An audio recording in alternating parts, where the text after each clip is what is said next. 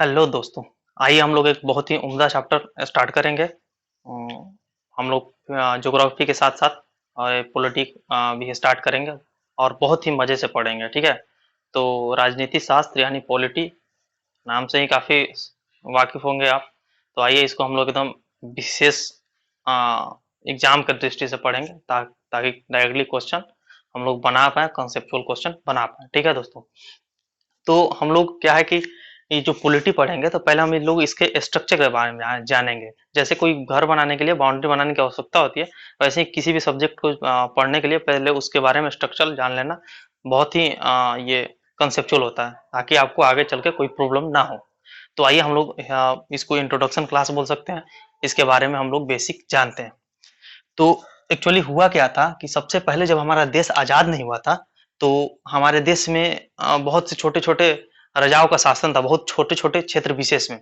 लगभग 500 प्लस राजाएँ हुआ करते थे हमारे पूरे ये भूभाग पे, और छोटे-छोटे राज्य पे शासन करते थे और वो सब अपने-अपने तरीके से शासन करते थे। लेकिन हुआ क्या कि जब अंग्रेज आए और अंग्रेज जब यहाँ से चले गए, जब यहाँ पे देश को स्वतंत्रता मिली 15 अगस्त 1947 को, उसके बाद हमारे देश को चलाने के लिए एक नियम की आवश्यकता पड़ी कि जिससे एक कानून हो और जिससे हमारा देश में शासन व्यवस्था लागू हो।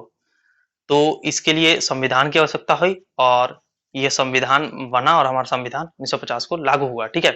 तो पहले हम लोग आइए इसके पहले के बारे में स्ट्रक्चर जान लेते हैं, उसके बाद हम लोग विशेष संविधान के बारे में, भारत के संविधान के बारे में पढ़ेंगे। तो एक्चुअली किसी भी देश में शासन का 3 स्तंभ होता है, ठीक है। एक होता है राजतंत्र। राजतंत्र जहाँ पे राजाओं का शासन होता है अपने छोटे क्षेत्र में, जैसा भी कुछ कुछ साल पहले नेपाल में राजाओं का शासन हुआ करता था। एक होता है लोकतंत्र जो हमारे देश में है और लगभग सारे देश में। एक होता है गैर लोकतंत्र जहाँ पे मनमाने ढंग से शासन होता है। गैर लोकतंत्र सत्ता या सत्तावाद इसको बोल सकते हैं। जैसे उत्तर कोरिया का तानाशाह शासक सब कोई जानते होंगे, नॉन डेमोक्रेसी उसको बोलते हैं। तो देखिए लोकतंत्र के बारे में अब्राहम लिंकन जी क्या एक परिभाषा दिए हैं। अमेरिका के 16वें राष्ट्रपति हैं जो 1861 से 65 में वहां पे शासन किए। तो ये बोल इनका क्या है लोकतंत्र का ये परिभाषा दी है कि लोकतंत्र जनता के लिए, ठीक है। जो लोकतंत्र है हमारा डेमोक्रेसी किसके लिए, हम जनता के लिए, ठीक है।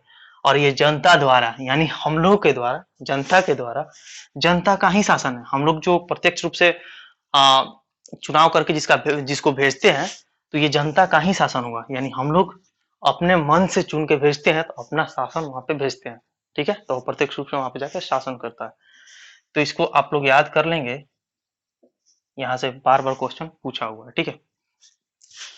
तो यहाँ पे आइए देखिए, किसी भी शासन मतलब किसी भी देश में जो शासन होता है तो वहाँ का एक अध्यक्ष होता है जिसे हम लोग क्या बोलते हैं, शासन का अध्यक्ष यानी शासनाध्यक्ष, ठीक है।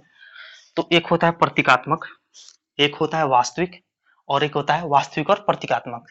देखिए प्रतीकात्मक किसको बोलते हैं, सिंबॉलिक, यानी बस नाम मात्र का सिंबल। हमारे भारत के राष्ट्रपति,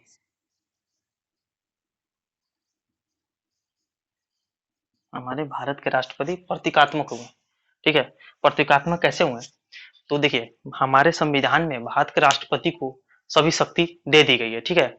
लेकिन सभी शक्ति देने के बाद एक लाइन क्या बोला गया संविधान में कि सभी शक्ति हमारे राष्ट्रपति जी के पास होगी, लेकिन कोई भी चीज काम करने से पहले वो प्रधानमंत्री की सलाह लेंगे, यानी प्रधानमंत्री से राय लेंगे।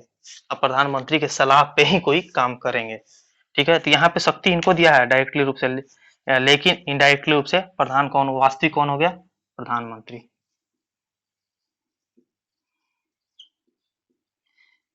यही कारण है कि जब सत्ता में मोदी जी का नाम गूंजते रहता है और हमारे रामनाथ कोविंद जी का नाम ज्यादा नहीं आता है, क्योंकि जो भी डिसीजन लेते हैं ये लेते हैं।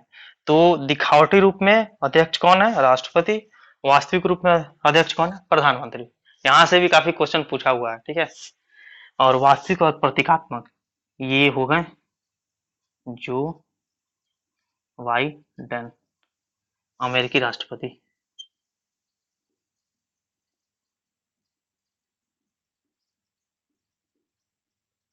ठीक है।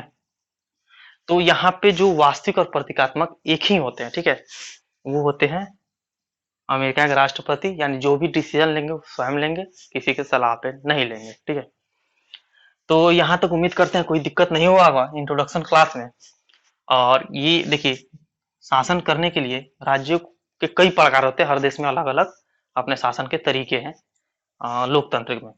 तो देखिए, एकात्मक होता है। एकात्मक किसे बोलते हैं? जहां पे एक एक ही सरकार होता है, यानी सिर्फ केंद्र में ही एक सरकार होता है और वहां से पूरे देश का शासन किया जाता है। ये विशेषकर छोटे छोटे भूभाग वाले जो देश है वहां पे होता है। एग्जाम्पल में मान लीजिए ग्रेट ब्रिटेन, बेल्जियम इत्यादि, और भी जो है।